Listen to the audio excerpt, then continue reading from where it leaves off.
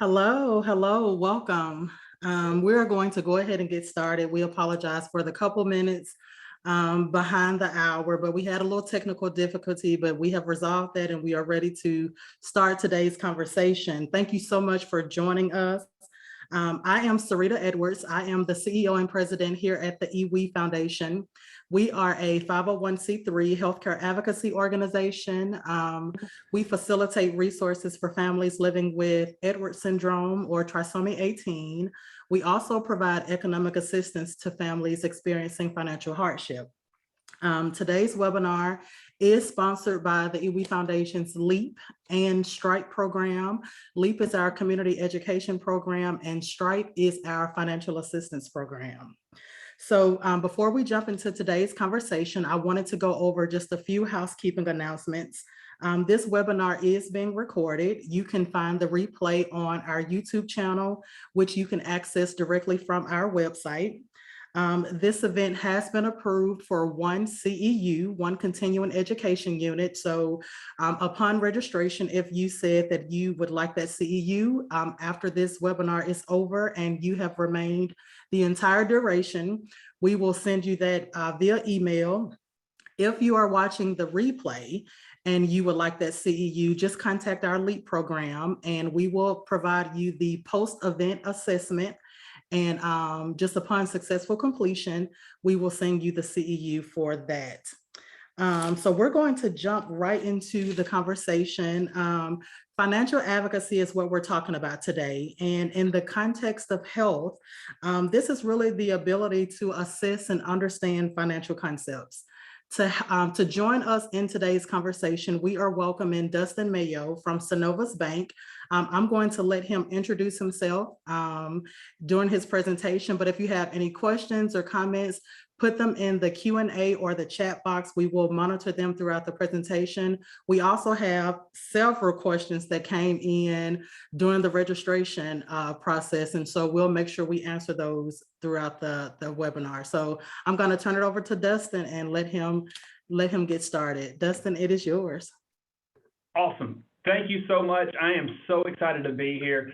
I do a lot of these financial presentations, but this one is a little special to me because we're going to touch a lot of topics in a very short amount of time. And so I put on this step one because there are so many layers to these conversations that we can have that just really goes beyond what we can cover in an hour, even with adding questions and all that in there. But I want you to know that I am going to save plenty of time for questions. And the reason is because I'm giving you a big overview of topics, and we can break those down as far as you want to go through your questions. And I want to make sure that we're answering the right things for you guys. I took notes. This is one of the first times I usually use a notebook, but I'm taking notes on this and I've written some things down. So I really hope this is going to add a lot of value to you and help you as you go forward in your financial journey. So as we go into the next process, I've already messed up in my notes or my screen. There we go. All right, good. I'm not used to running my screen, so this is kind of funny for me. All right, so who am I? Who is this guy? That's my awesome family down at the bottom. That's Cohen, Kanan, and Jennifer, my wife. We've been together for like 17 years. Kanan, this picture is actually 2 years old. She's past Jennifer now at this point, so she's taller than her. She's going into Bob Jones High School next year. Super excited for her. And then my little guy there, he's 7 and about to turn 8. Loves baseball, so we're going to talk a lot about baseball as well. I hate to tell you, that just kind of wraps into it. If you can't tell, I like to talk and I tell stories. So you'll hear a lot of stories as we talk through this presentation from different people that I've interacted with throughout the years, working 16 years in the financial industry. I'm currently with Synovus Bank as a retail market manager and a vice president for them here in Madison, Alabama. I studied family financial planning at the University of Alabama. My next step is actually to get accredited as a financial counselor because this is my passion play. This is where I really love to talk about finances and setting you up for success. 9 years teaching financial education is what I've been doing through various different banks that I've worked with throughout the years. I'm a big family guy, as you already can tell, and I love coaching baseball. And that actually flows into the first thing we're going to talk about, which is Jose Altuve. Jose Altuve is my son's favorite player in the world, and the reason is he plays second base. He's a shorter guy. My wife's not very tall, so he's a shorter guy. So he was playing second base. Jose Altuve played second as well, and his coach came up to him and said, "Man, you look like a little Jose Altuve out there." Cohen had no clue what that meant. So we were driving home, and he didn't think he played the best game. He played a pretty good game, but he didn't think he played the best game. And so he's not very, like, if you met Cohen, he would not talk to you. No offense. He's just a shy kid. He wouldn't talk to you. But for me, he never stops talking. So when we're in the car, he pretty much never stops talking. And so we're driving away, and he's not saying anything. And I'm like, dude, what's wrong? And he looked at me, and he said, why would he say that to me? And I went, what are you talking about? He said, he called me a Hosey Tuvey. I was like, what is that? Like, he was like, he called me a Hosey Tuvey. I was like, he called you Jose Altuve. And so the story on Jose Altuve, and this is what Cohen has now learned, and Cohen is a huge Altuve fan. Jose Altuve was born in Maracay, Venezuela. He had one baseball. So born into this family, they had one baseball. His dad would literally throw him the baseball. He would hit the baseball. He would go get the baseball. He'd come back. His dad would throw him the ball. He'd hit the ball. And that was their routine. If you ever lost a baseball, if it stayed outside and got wet, they had to go to a baseball field, wait for somebody to hit a foul ball, take that ball and take it back home, and that's how they got a new baseball. He was 17 years old when the Houston Astros organization came down to Venezuela, was looking for new players, and he went to sign up to play, and they looked at him and didn't believe him, thought his birth certificate was actually fake, because as you can tell, as he's standing next to Aaron Judge, he's only 5'6". He's 5'6" tall. He's 5'6" tall. He's 31 years old now, but he's a short guy. So they didn't think his birth certificate was real and didn't let him try out for the team. He came back the next day with his birth certificate, ready to play, and they let him try out just because he was there. They never expected anything from him. He ended up hitting over 400 in AA, became the first ever batting champion for the Houston Astros, and helped the Astros win their first World Series title in 2017. He is pretty much the spokesperson of the team now, and he's going to be a forever Astros, and he's my son's favorite player, so that's why we talk about it. But the reason I bring it up is because when we're talking about financial advocacy and we're talking about financial education and how you set up your finances, it all goes back to setting your goals. Jose Altuve knew what his goals were. His goals were he wanted to make it to the major league. In fact, what I didn't say in that story was his first contract was $15,000 because he said, I don't care how much you give me. You don't have to give me this big, massive contract. You don't have to give me very much money. I just want to get my shot to earn my way onto the team. He had very specific goals. And in banking and in a lot of the goal-setting world, they talk about SMART goals. SMART goals are specific, measurable, actionable, realistic, and timely goals. When it comes to your finances, you have to set goals. And you have to put those goals in writing. If you want your goals to succeed, you have to write down your goals. And it needs to be somewhere that you see it every single day. I know I've got a blurry background to me, but in the background I have a book. It's by Grant Cardone. He's all right. I'm not a huge fan, but I do like some things that he says. And one thing he talks about when he talks about writing goals is he says, I want to see my goals twice a day. Before I go to bed and when I wake up in the morning, that's the first thing I see. So he writes down his goals every single day. He writes them down, he looks at them. A thing my wife taught me. My wife is a counselor, and she has lots of different tricks that have been hugely beneficial for me as I'm pursuing my career and doing other things and doing passion projects. But one thing she taught me a long time ago was writing down your goals on a mirror. My wife is an amazing mom, and one of the things that she does every once in a while with my kids, they'll wake up, go look in their mirror at their bathroom, and it'll have a message that she wrote in a dry erase marker, and it'll say, say something positive, or you can do it, I love you, just whatever she wants to say that morning. And we do that a lot of times with our goals. We'll take our goals and write them down on the mirror in the bathroom. As you're brushing your teeth in the mornings, you see your goals. And so when it comes to your finances, a lot of times you're going to have to get very specific with your goals and know what you're wanting to achieve. I was watching a video earlier today, and they were talking about setting goals and setting expectations. And that was where they kept coming back to was it's the visualization of actually seeing your goals come to fruition that pushes you to move forward. The part of it where it says measurable, that's one of those things that I always hit a little harder because measurable goals mean you actually see progression. So when we're talking about paying down debt or increasing your credit score, or we're talking about saving money, anything we're talking about when it comes to your finances, you want to have tick marks that you're achieving. You want to have things that you're looking to get to. there was a pastor that I used to listen to a lot back in the day, and he was talking about one of his goals was he wanted to save $5,000. So what he did was he said they're going to save $5,000. Him and his wife came together, and they were going to do it by doing these steps, and they wrote down the steps that they were going to achieve. And once they reached that $5,000 mark, they were going to celebrate, and they wrote down how they were going to celebrate, and it was a fancy dinner or something like that. And he wrote down the steps, and they achieved the goal. They got to the 5,000 because they followed the actionable items that they had. Once they followed them, they got to their goal. And they had that money, and they were like, all right, let's go eat this big fancy dinner. And they were like, why are we wasting this money? Because they built the habits of saving the money, that it turned out that they didn't need the reward. The reward was there in their account once they achieved that $5,000 savings. I talked to my team. I was talking to them the other day. I used to weigh 240 pounds. I was a lot bigger than I am now. And I signed up for a program, and a program gave me these steps to achieve weight loss. And so as I was achieving my weight loss, what I would do is I would follow the actionable items. And then eventually it got to be a habit. And so I didn't need them to tell me what to do anymore because I knew the routine. I knew the habit. Saving money is not a skill. It's a habit that people learn. Building up your credit is not a skill. It's a habit that you learn. All these steps that we're going to talk about today are habits that you can learn. Just like Jose Altuve, when he wanted to go be a professional baseball player, he had to practice every single day and take actionable items every single day to get better at his goal and get better at his skill. Your money is no different, and it's going to take some skill that you're going to have to work through. As we talk about a budget, budget is my favorite word. It's something that drives my wife absolutely insane because we talk about budget so much, and I've talked to her about it for years, about budgeting, but I actually never understood what I was meaning when I said budget. Even as someone that worked in banking and someone that taught some financial education classes, I never really understood the concept of budgeting as well as I do today because I learned about a 50-30-20 budget.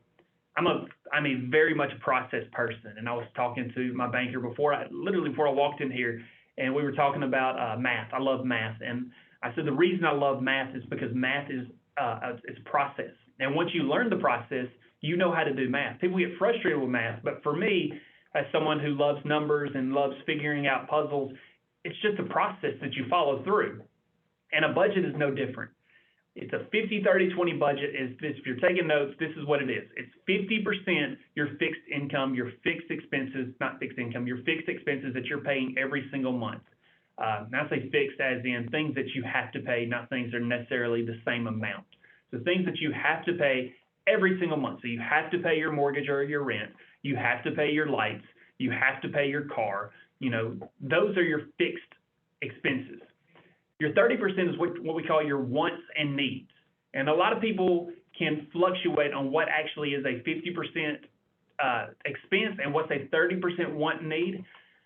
If you look to some people's guidance, they say your cell phone is a want or a need, or your television, your subscriptions, Hulu or Netflix, or if you do DirecTV or something, that's a want or a need. Me, I did that a little bit differently because that's a non-negotiable for me. Like I have to live with a cell phone. I have to have a cell phone. So that's a non-negotiable. I'm going to have a cell phone. So that goes into my 50%. We have a couple subscriptions, Hulu and Netflix, obviously, because I just said those. We don't have DirecTV. We have Hulu and Netflix. Those are kind of non-negotiables. We want to make sure that we have something we can watch on the TV. I love to read. I also love to watch TV. So those people that say, oh, I just watch TV, I just read books, I don't need TV. That is not me at all. Like we have our TV and we have our MLB or baseball subscription we watch. So that is not me. But that's fine. That's you. Great. You don't have to pay that. That's the great thing. You don't have to have it as your 50%. I just do. And then my 30% is I don't necessarily use 30%. It's more 20% for me, and I put 30% in savings. So I mix this around a little bit. Eventually, you'll get there too if you'll just follow the plan, because once again, it's a plan. But 50% wants and needs. It's those things you have to pay every single month. And I encourage you, the first thing I always tell people to do, and it's actually what I say in the next slide, but I'm going to say it now, is write your transactions down. And when I meet with people one-on-one, I talk with them about setting up their budget. And the first thing we do is we write down everything they do. And I was doing this about 5 years ago with my personal finances. This is a personal story. 5 years ago, I was doing this with our finances. And I took 3 months worth of bank statements. I printed them off. Your bank has to provide 7 years worth of bank statements. By law, they have to have bank statements for the past 7 years. So you can go to them, and your website or your online banking may only have 1 or 2 years. Your bank they have 7 years. So you don't need to go back 7 years. Just go back 2 or 3 months. But I went back 2 or 3 months on our bank statements, and I wrote down every single transaction we had done, every single transaction, and I categorized it into, is it a necessity, is it a want or a need, or is it something that we're just blowing money on that was just stupid stuff? And so when I did that, I realized we were way out of whack on this 50, 30, 20 budget that I wanted to establish. And so what we did was we went back, my wife and I sat down. We have Tuesdays or what we call budget days. Tuesday is budget day, where we sit down and we talk about where we spent money the last week, where we need to cut, what's coming up in the future, what we need to prepare for as part of your budget, as part of a deeper conversation into this that I keep watching the time because I don't want to go over, and I do like to talk. But 50%, so we took our 50% and we put it in there, and we came to an agreement as a family that our mortgage obviously is in there. Our car, she has a car that's almost paid off. I have a car. That's another conversation for another day we can get deeper into. I'm not against doing car loans as long as it fits into your 50%. It does not need to fit into your 30%, and it's definitely not going to fit into your 20%, which we're going to talk about in a second. As long as it fits in that 50%, it's fine. So we'll talk about that later too. But she's got a small car that's about to be paid off. I don't like to have more than one car payment at a time. Another pet peeve. But we've got her car, I've got a car, and then we've got our house, and then we've got the other little expenses, the lights, the water, the gas bill, all those things that go in there. The one thing that a lot of people don't put into their 50%, and this is what you need to make sure that you get in there, because if you want to have a good tight budget, you want to make sure that you try to get your gas that you're putting into your car, so your fuel for your car, and then also your groceries. And so the way I figured out my groceries and all of that was I just took an average over the month. So month 3, this is our average. Month 2, this is our average. Month 1, this is our average. And that's how we get our 50%. Now, 50%. 30% of your budget is your wants and your needs, okay? For me, that is always food. I'm not going to lie. It is 90% of the time that's food. We like to go out to eat. We like to grab food. And I have a weird rule that if it is $35 or less, I would spend that much at the grocery store, so I don't really freak out about it or much. That's just a personal thing. That doesn't necessarily have to be yours. Your number could be different, but that's just me. If it's $35 or less, then I don't really freak out about it because we'll spend that much in the family of 4 at the grocery store. But for us, that's where our 30% comes in. We try to build that into our budget, and we know exactly how much we can spend every single month. And then once that money's gone, because we never, ever, ever mess with your 20%, which is savings. You can talk to me. We can dissect what that 20% is made up. Is it made up of short-term, long-term, all that? For me, and this is how we do our budget, is 20% goes into a savings account. And then once I reach 3 to 6 months, depending on kind of really what the world is doing right now, we're looking at more 6 to 9 months. We look at whatever our savings is, and we try to have 3 to 6 months, 9 months right this second of savings, where if one of us loses our job or something was to happen, we're able to cover all of our expenses and our bills. Once you reach that point, we can dissect that 20% any way you want to do it. Should we invest it? Should we put it into should we leave it liquid? Should we, whatever we need to do. Those are the way you set up a budget. And I am one of those that will sit here and tell you all day long, if you ever want to sit down and talk about your personal budget, I would love to talk to you about your personal budget. I don't care if you're a client or not. Just give me a call, shoot me an email, say, hey, can we look at this? And yes, we will set up a time to come look at it. I'm a big budget person. As you see, I talked a lot about the budget because I feel like that's your first step to success. Establishing a budget, sticking to it, and being very specific with your budget is going to make a big difference for you financially. So you say, I've got too much debt. I don't know what to do. What am I going to do about setting a budget? I can't do a budget. I have way too many things I'm paying on. I'm never going to get into 50%. Okay, that's fine. It's fine. It really is fine. Because I was actually watching TikTok. Don't judge. I was watching TikTok earlier today. And so there was a guy that came on there and he said, what's your biggest thing that you look at? And he said, that motivates you to move forward. And he said, there was a book that I read a long time ago, and it was called The Horse, the Boy, the Fox, and the Mole. And in that book, there's a story where the boy says, I can't see the way. And the horse says, can you see your next step? And the boy says, yes. And he said, just follow your next step, and that's how you get to the end of your journey. That's paraphrased, but it really makes a big impact when you think about that. I don't need to see the finish line to know the steps that I'm taking are going to be successful. I was in a class, because I do classes like these all the time, because, my thing is, if I can get one nugget of information out of an hour-long presentation, that's phenomenal compounding information that I can use forever. So I love classes like these. And I was in a class listening to a guy talk about, and he was talking about investing. And that's what he said. He said, you don't know what the world's going to do. You don't know the future. And everybody's always scared of the stock market. They're scared of this. If you look at trends and you look at things from the past and you put your money into things that are just a solid rise, you're going to make money out of it. And so that's what we started talking about. I started looking into investing a whole lot more because it's true. And you can back test these things with all kinds of different programs that can go back and back test and show you what it makes up. And so that's the deal when it comes to your budget. On the screen, there's a financialmentor.com. If you go to Google, go to the Google search, type in financialmentor.com, and then put snowball method, there's going to, the link that comes up is this guy, his name's Todd. I don't know anything about Todd. I have no affiliation with financialmentor.com, any of this stuff, but I have used his snowball method a bazillion times with clients because they'll come to me and say, hey, I can barely pay the bills that I'm paying, and I don't know what to do next. A snowball method is a strategic way to pay down your debt.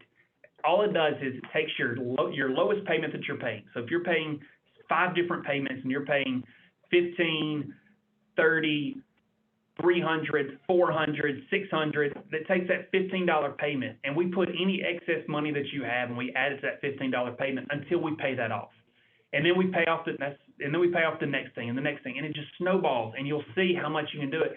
I did one for a client the other day, and they just bought a $300,000 house, and they didn't know. They were like, I'm going to be paying on this for 30 years. I don't really know what to do. And I said, if we take a snowball method of all your current debt, and we did it through this website, we could pay off their debt, house included, in like 12 years from doing this method. It's a process. Well, I love math because it's a process. And if you follow the process, you'll see the success. Avalanche method is on there as well. I love the snowball method. If you're somebody that doesn't like to see interest rates, I hate these interest rates that I'm paying, avalanche method is the same way, but instead of taking that lowest payment, they take that avalanche, they take the highest interest rate and they start paying it off first, and you'll see a difference. Either way is great. It really just how your brain works and what you want to see achieve. But you have to track your money. You have to write down your transactions. For you to be successful, you don't have to know the entire path journey. You just need to know what your next step is that's going to help you achieve your goals. And the first step is going to be track your money, write your transactions down, build your budget, and then let's do a strategic pay down debt strategy that's going to help you achieve your financial goals that you're set out to achieve. Because if you ever are in a presentation with me, you will see this quote right here. And if you notice, I didn't have to look down for any notes for this because I am here to tell you where your focus goes, your energy will flow.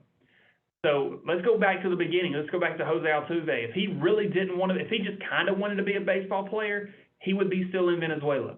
If he just kind of wanted to be good at baseball, he may be coaching baseball like me for a 7U baseball team and enjoying every second of it, but he's not in the MLB. He's not getting paid literally, I think it was $135,000 per game that he plays in a 162-game schedule. Think about those numbers for a minute. Crazy. That's the kind of focus he took to get to the major leagues. You're not looking to get to the major leagues, probably. You're looking to get out of debt or to get to be financially successful, to be financially stable. You have to put that kind of focus and that kind of energy into your finances.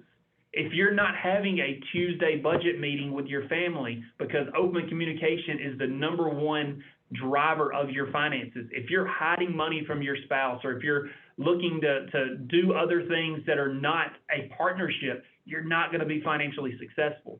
If you're like, okay, I'm me, it's just me, it's nobody else, I don't have anybody else, who am I having these meetings with? You're sitting down with your book of your pen and paper and you're having these conversations with yourself. You're tracking, you see where things are going. That makes things easier if you're doing it by yourself because you're tracking where you're going. You're seeing your success. When you say, my mother, about 7 years ago, it's been longer than that now, Lord, it's been forever. She was married to a banker a long time ago, and they had an ugly divorce, and it was bad, and I hated that for her. However, I remember about a year afterwards, she was like, I don't know what to do. I am completely lost. I have no clue what to do. And she had lots of financial issues because she went from being a part-time stay-at-home, wife to his child, his son, my former stepbrother, to like now I'm having to do everything, and I don't know what to do. And I looked at her and I said, if you're by yourself, you can eat spaghetti and noodles for $2.50 for an entire week. So don't tell me you can't do it when you're by yourself, because you can do it. And I don't know about you, but my 7, almost 8-year-old son will eat taco 3 days, like 3 meals a day, every single day. Your kid probably will do the same. So I can make taco for $10 a week, and he can be perfectly good and happy. I even take Doritos and crunch that up in there into his taco, and he thinks that's like a gourmet meal. So you can get it done, but your focus has to go in there to do it. And we can do it. Sit down with me, and I will rub some energy off on you because we can make this happen. All right, so off my soapbox. You can do it. Where your focus goes, your energy will flow. All right, if you're younger in here and you're like, hey, I'm 23 years old, I don't really know what to do. I had this conversation with my banker literally just the other day because he's young. And I told my best friend, I was like, man, it's crazy because I was always like the young kid in the bank, and now I have gray in my beard, and I'm like the older guy, and I'm looking at people saying when I was your age, and it's weird. But I had an advisor tell me when I was 23 when I started in banking, and he looked at me and he said, if you will invest now, he said, when you're 23 years old, you will never have to worry about money when you get to be 50. And I went, I've got to pay bills. 1% difference out of your salary makes a phenomenal difference in your investments, okay?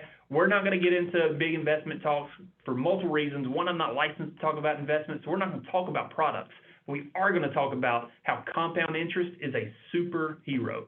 Tony Robbins did I like Tony Robbins. I don't listen to him as much as I used to, but I like Tony Robbins. But he did a financial talk, and he talked about how if at 23, I think it was 23 years old, maybe 22, if you were to put just like $500 a month into an investment account, he said you would put in over 8 years, you would put X amount of dollars into it, and then by the time you retire, you'll have like $1.7 million. And then one day because I am a fact check person, and you can fact check everything that I'm telling you because I will back it up with all the information that I pull it from and all my resources. But I'm a fact check person, and I went back and fact checked him, and he was absolutely correct because compound interest is a superhero. This morning, as I was dropping Cohen off to school, I had an earbud in, and I was listening to a podcast, and it was about money, but shocker. But it was talking about money, and it said they were talking about compounding interest, and people weren't understanding the way how compound interest works. Compound interest makes money babies, and they said that, and I've never heard that term, but I love the term. They make money babies, okay? So imagine that you give me $100, and it's 10% interest for that month because it makes it really easy for me to explain this. So $100 then gets 10% interest for that month. At the end of the month, you're going to have $110. Now, if you find anybody that's giving you 10% per month on interest, call me. We're literally backing it. We're remortgaging the house to put it all back into that because nobody's giving you that much. But for easy math, $100, 10% interest per month, you'd have $110. Well, the next month, you would now be putting $110 at that 10%. And the following month, it would be $110 off of that. And so it compounds and compounds and compounds. So you're making money off the interest that you made before. Now, we're not going to talk about investment products and taxes and all that stuff. But for the purpose of this conversation and this high overview, there are different ways that you can look into these investments. Amortization is when you buy a house and you pay every single month, you pay principal and interest. You pay other things too, but principal and interest. It's the opposite effect. So you're only paying interest on what the remaining principal is. So every time you make a payment, Part of that is going to bring out some of the principal, and you're going to be making, let's say it's a $100,000 house and you make a $1,000 payment, and 500 goes to interest, 500 goes to principal. Well, the next payment that you make, you're going to be making a payment off of 99,500 versus 100,000, because it's taking away a little bit principal every single month that you make a payment. Compound interest is giving you a little bit every single month, and you start making more money on top of money. If you were to do that at a young age, you will just go to Google, go to NerdWallet, and find a compound interest calculator and just see the result. It's amazing. If you work for a company and they offer a matching 401k, minimum, that's what you're doing. At minimum, you're maxing out whatever they match at. If you don't, talk about a Roth IRA. Go find a financial advisor that can have those conversations. Mutual funds, those are moderate risk. Stock market's a high risk. Real estate's long-term, is a long-term. Real estate is not necessarily a risk. It's just a way that you can invest money into it as well. These are things that you can sink your money into to actually help you grow long-term. So we talked about that 20% savings and what you do after you get to your 3 to 6 to 9 months worth of reserves. What are we going to do? We're going to start investing. We're going to start compounding. We're going to start building wealth for long-term generations. Cohen and Canaan, I wasn't going to use my kids' names, but I did. But there's Cohen and Canaan. I was talking to them the other day, and I've already started investment accounts for them because at 8 years old or 7, almost 8 years old, the results that I can get from $100 a month put into an account for him of an investment account where the S&P 500 has an average rate of return, I think it's like 13.8% over the last 30 years. The amount of what I can do with that $100 by the time he graduates college is amazing.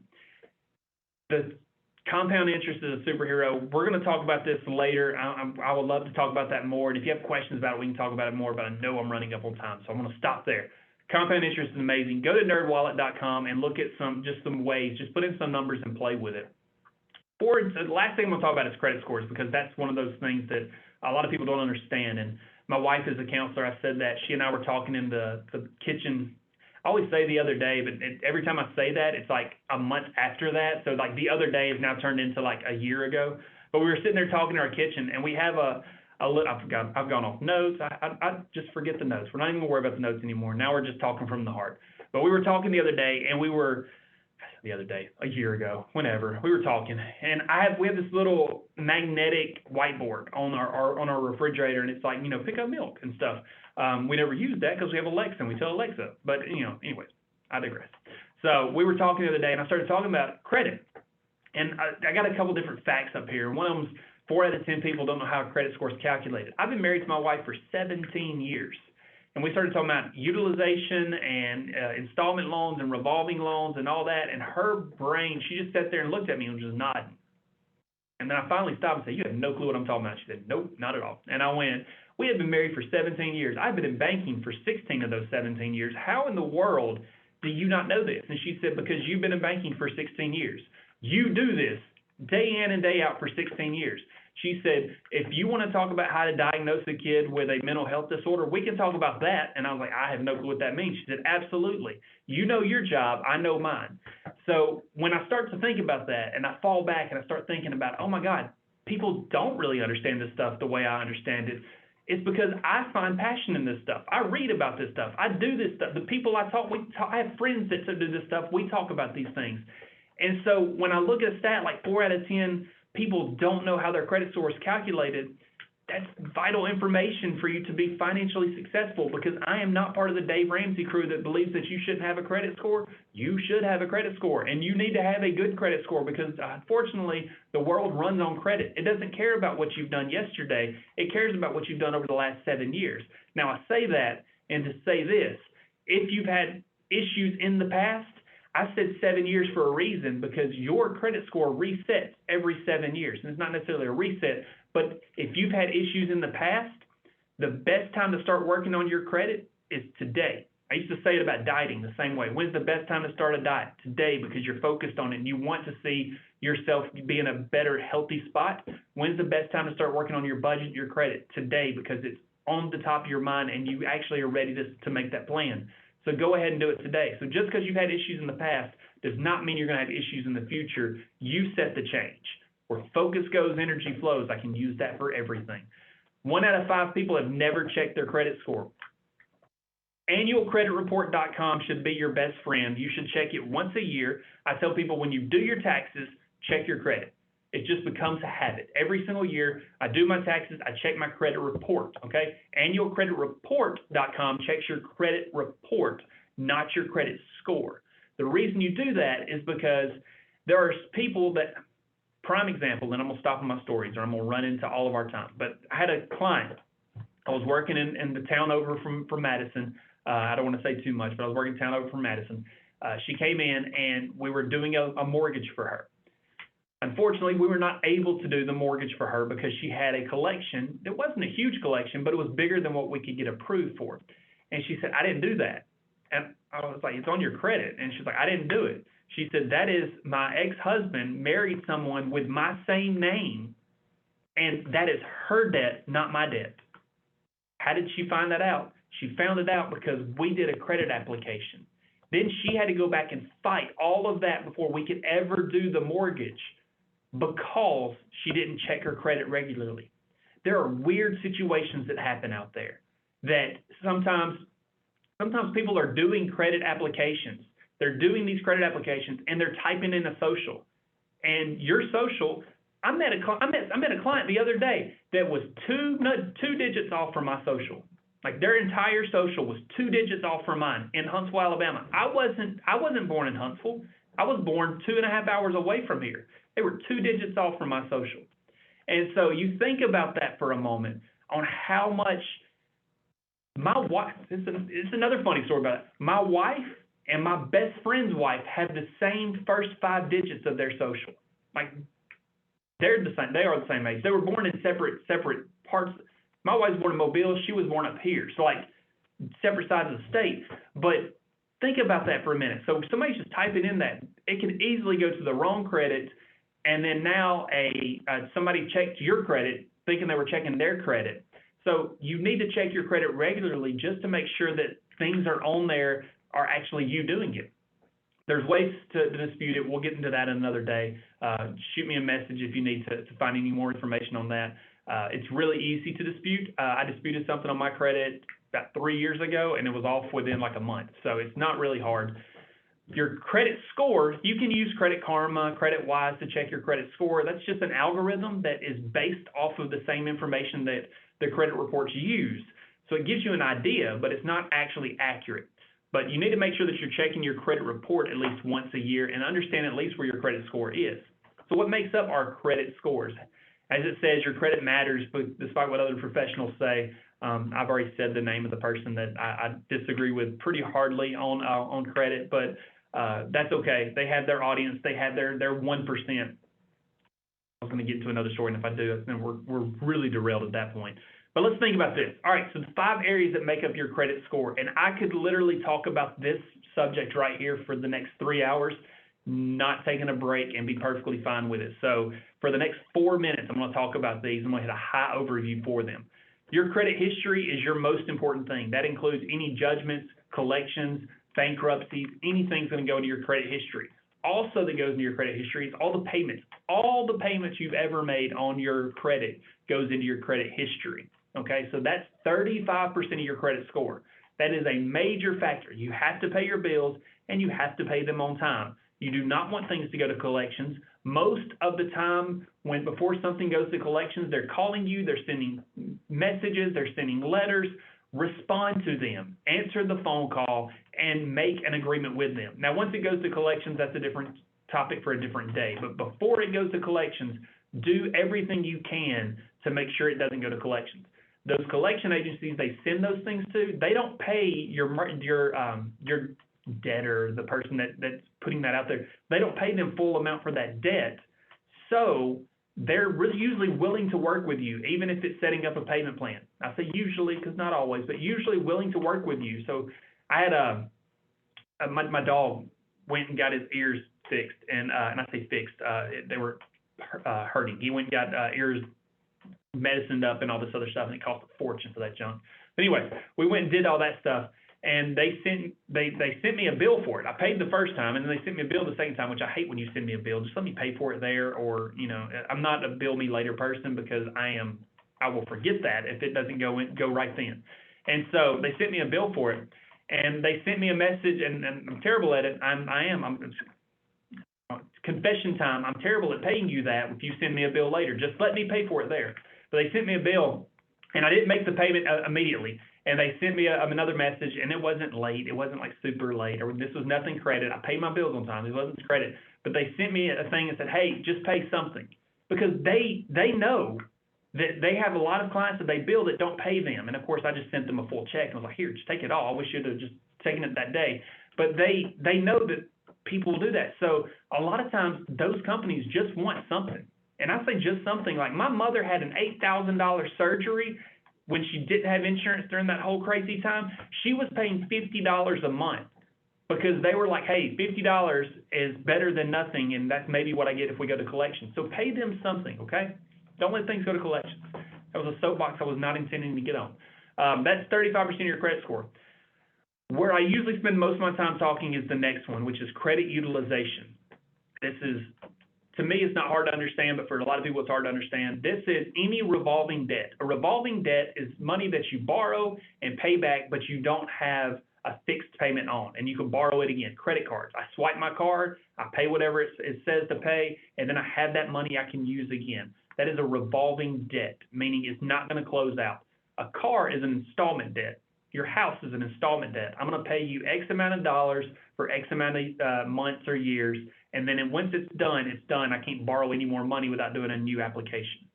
All right, your utilization is all your revolving debt, okay? Your Dave Ramsey's and all these other people that, that talk about these things, they will tell you that you need to keep that number below 30%. Everything you Google is going to say keep that number below 30%. So what that means is if you have a credit card for $1,000, you cannot go over $300 before it starts negatively impacting your credit score. That is your utilization percentage, okay? But that is added up all of your revolving debt. So if you have 10 credit cards for $1,000, you could use one credit card for $3,000. Well, you can use 3 credit cards for a max amount and still be at 30%. So you see how the math works there. It's adding it up and then a percentage of all the revolving debt that you have.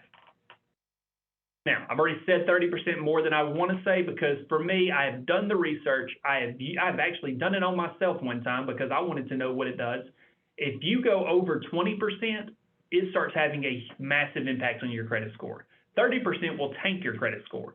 I tell my clients, do not go over 20% utilization of your credit card. So if you get a credit card in the mail and it says you have a $200 limit, that means you can only spend $40 on that credit card. That is it. You get a credit card for $10,000, that means you can only spend $2,000 on that credit card. That's it.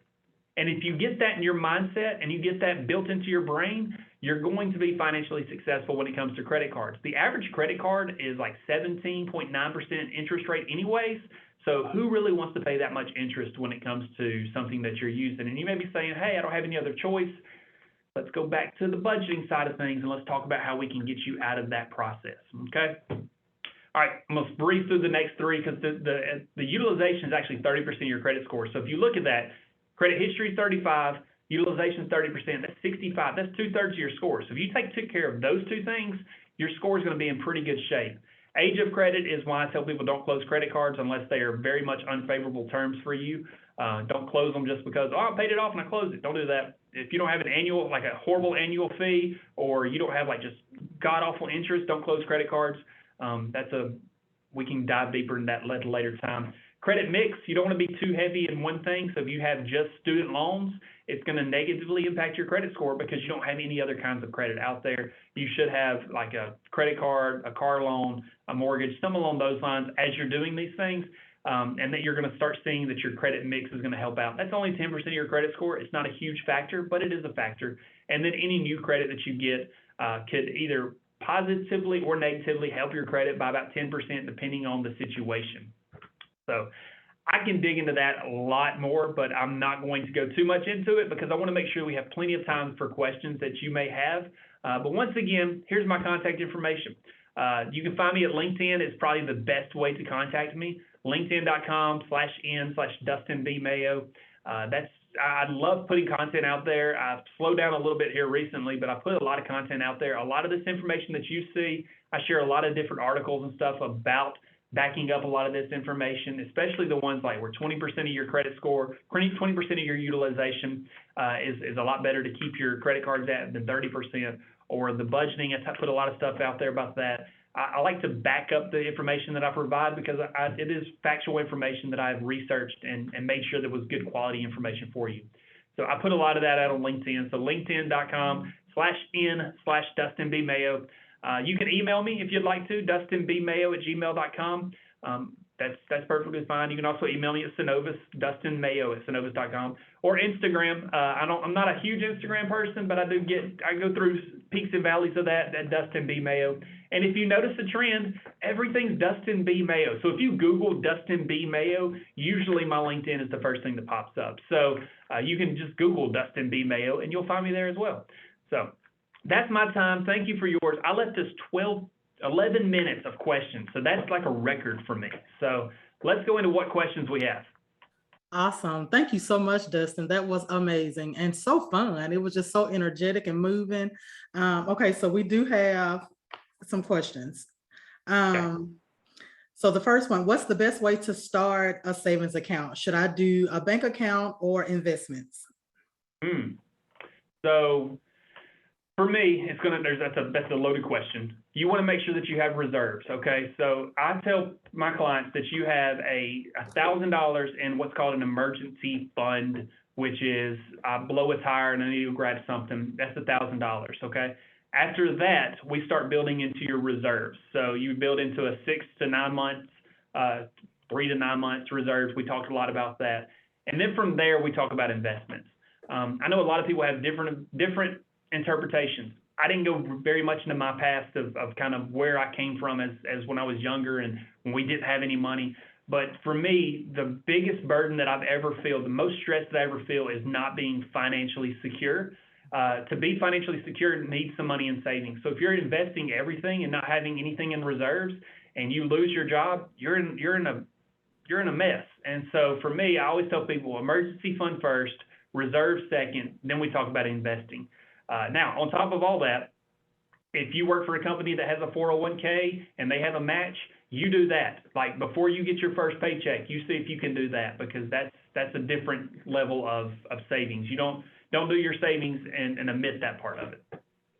Okay. So and that was a question. Should I invest in my job's 401k? So he kind of just hit that right there. So free money. They give you free money. So perfect. And then attached to that question was the risk of the 401k. Should I be concerned about losing money? No. Look, if you look at the history of the stock market, and I'm not an investment advisor, so I don't talk about investments very much, but if you look at the history of the stock market, it is a steady rise, okay? You're going to have peaks and valleys. We're going to have 2008s. We're going to have 2020s where things just kind of died off for a little bit. But if you look, it always is a steady rise. So unless you are, looking at retirement age right this second, we're looking at putting money and letting it ride out and stay there. Don't be pulling it out and moving around too much. Perfect. Should I invest in traditional savings account or something like an IRA or CD? CDs are pointless. Don't do CDs. And that sounds terrible. I got to tell a funny joke. I was watching a TV show yesterday, last night, I was watching a TV show, and the guy said, do you have any money saved anywhere? And he said, I've got some money in some CDs. And he said, okay, great. He said, where is what bank is it with? He said, it's actually in my car. I put it in a portfolio called a Case Logic. And he said, then every time I get paid, I buy a new CD and put it in there. And if you think about that, he was buying disc CDs. And so that's not an investment. So it was funny. It was my dry sense of humor funny. So because the guy, it was long story. It's from The Office. It was a great show. Anyway, all right. So CDs are pointless. They're paying like 0.01%, maybe 0.05. So, and that's over like 3 years. So if you do the math on that, you're getting nothing. So don't do it in CDs. Investments are not bad. IRAs are not bad. You can do a CD IRA if you want to do something like that. I would talk to an investment advisor before you do anything. Don't talk to me. Talk to an investment advisor, somebody that actually does investments. But for me, until you have that reserves, you're not looking at investing. You're looking at saving just through a traditional bank savings account is the way to go. Perfect. All right, let's see. Can a past due medical bill negatively impact my credit score? Yes, it can negatively impact your credit score. There was a new law that passed a year or two ago that it doesn't have as great of an effect as like if you didn't pay your DirecTV bill. I don't know why I keep going back to them, but it doesn't have that as big of an effect as that does, but it will take a hit on your credit score. It cannot be held against you when you look for new credit, though. So when you go to look for something else, they will not hold medical bills to the same standard. So if you're looking to buy a house or something and you're like, oh, I got this medical bill, you don't have to pay that off before you buy a house. You will have to pay off the DirecTV, but you don't have to pay off the medical bill.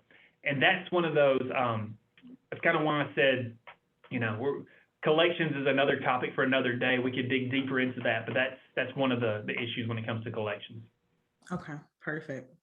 What are the benefits of a health savings account or a flexible spending account? Ooh, that's a loaded question there. It really depends on your needs, truthfully, because the way those insurance accounts works, some of them, if you go to the doctor a lot, you're going to need the health savings account. If you don't go to the doctor a lot, you could use the flex savings, the flex account. So it really just depends on your individual need. That's more of an individual question. For me, we don't go to the doctor a lot, so we just kind of dump the money into the flex account. So. Perfect. And those are pre-tax dollars, correct? Yes. Okay. Let's see. Should I close accounts I don't use? So he kind of touched on that one during the presentation. I know specifically for credit cards, you said to keep those open. But that was the question, should I close accounts that I no longer use? So accounts could mean lots of things. So if we're talking about like checking accounts and savings accounts, I've got clients that have an account at every bank in town. And I'm like, why do you do that? Like, why do you have money everywhere? And then, so for that, yeah, you should consolidate. But if we're talking about like credit cards, I tell people, and I do this myself, this is what I do. When I open up a credit card, I may open up a credit card and use it one time. We bought furniture for our house. We bought a house a couple years ago, bought furniture for the house, and it was 0% for 5 years. So I put it on there. I built a plan. I did everything that we talked about, snowball method. That's exactly what I did. And I paid it off in about 11 months. But I didn't close the credit card. I actually asked for an increase on the credit card, and then I took the credit card and I put it in our safe at the house because that's just adding to my utilization. Mm-hmm. So for me, I have one credit card, and my cell phone's over there. I have one credit card that I carry. If I were to max out that credit card, meaning I spent every dime on that credit card, I would still be at 20% utilization for our credit. Yeah. And I do that strategically because all these other credit cards that I don't use don't have annual fees. They stay locked up in the house. And the funny thing I used to tell people was that take the credit card, stick them in a glass of water, and put them in the freezer. So you have to like thaw it out before you actually use it.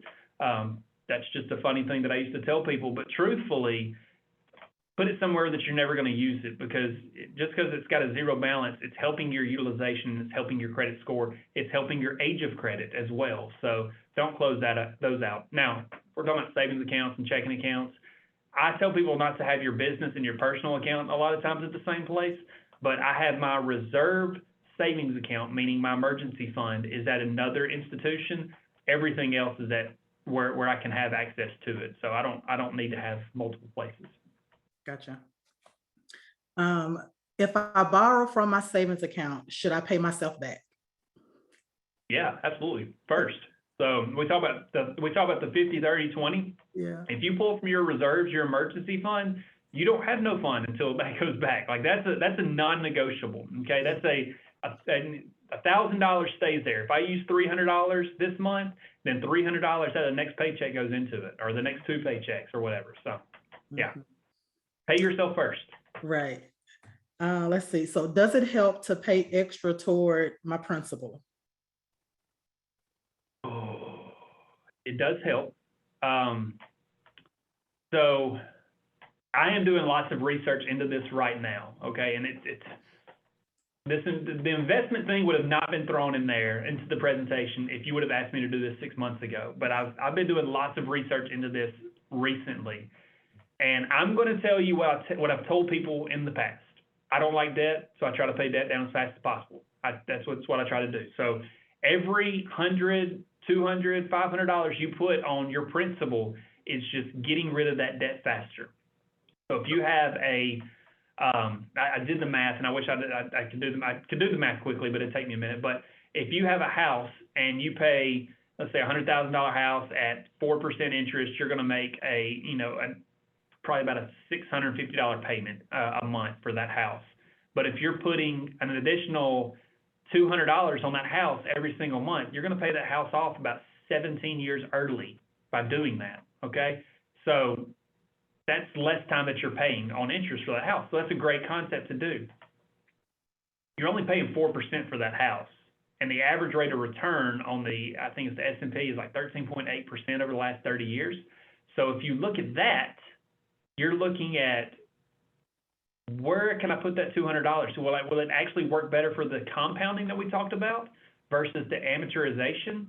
And so where's my net difference there? So that's a loaded question, and I'm just still doing a lot of research on, to be honest. If it were me personally, I'm putting money down and I'm paying off debt right this moment. Now, if you ask me in a month from now, I may change that answer because of the research that I'm doing. But yeah, that's a loaded question. Yeah. Let's see. Should I start savings accounts for my kids? Oh, God, yeah, absolutely. Your kid's a month old, start a savings account. I don't care if you're putting $5 in there. I don't care if you're putting $1,000 in there. Start a savings account for your kid. We have, I don't put a lot of money in my kids' savings accounts because I have other things that we're putting into for them, but they have savings accounts that get $25 a month just transferred into them. So it's not a lot, but another thing, depending on how old your kids are, you should be teaching your kids about writing down the transaction. So that $25, I have a book that you write down how much money is going into it. If they want something, they know how much is in there. And I want to buy a toy. How much do you have in your account? Let's look at that. So that's kind of ways to do it. I'm trying to teach my kids that every time they get something, 20% goes into an account. So we've started doing an allowance for my kids. Even the 7, almost 8-year-old, we've been doing an allowance for him. He gets $5 a week, which is not very much, but he knows that out of that $5, 20% should go to savings. So he's going to get $4 and $1 is going to the savings account. $4 a month is going into the savings account. He don't know the other 25 is going in there. But at the same time, you think about that, it's what I said very early in the conversation was saving money is a habit, not a skill. So you develop the habit of 20%. There was an old TV show. Everybody knows the old TV show, but there was an old TV show, Friends, where Ross and Rachel, or Ross and Monica are talking to their dad, and Monica loses her job, and her dad quickly comes back with, "That's okay. You may have to dip into your savings a little bit because every time you get paid, how much goes into the bank?" And Ross goes 20%, and Monica kind of nods like, "Yeah, I didn't do that." But if you develop that skill and that habit, you'll get that Ross Geller mentality of how much goes to the bank, 20%. Teach your kids about financial habits now because they're not, if you don't teach them, somebody else is going to teach them. Yeah. So, yeah. I know we are at 12 o'clock, but it was only 2 questions left. Let me just get those really, really fast. When you say investment, is that into a savings account at a bank, or is that like a different, or is that something else? When you say investment, is that at a bank or is that something else? So my steps are, and I've said them multiple times, so it's kind of answered: emergency fund, 3 to 9 months reserves, and then we're going to go investments with a financial advisor. You're going to go talk to someone that is a financial advisor and say, "Look, I've got an additional X amount of money every single month that I want to put into something besides my savings account because I've already built up this amount in my savings account." Once you reach the first target, the second target, then you go for your third target.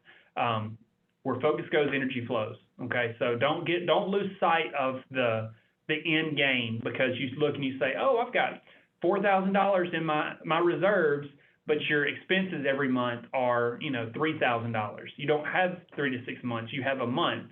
So make sure that you get to that point before you start trying to do other things. But you want to get to the compound interest, because that's a superhero. Yeah. And the very last one says, so what is considered a good credit score? Is it better if my income is higher? I love that. I love that question, because I get that question a lot. So good credit score. So your credit's different levels, obviously, and everybody's kind of subjective on what they consider a good credit score. For me, if you get over 680, 690, you're getting approved. You're not getting the best interest rates, but you're getting approved. Okay.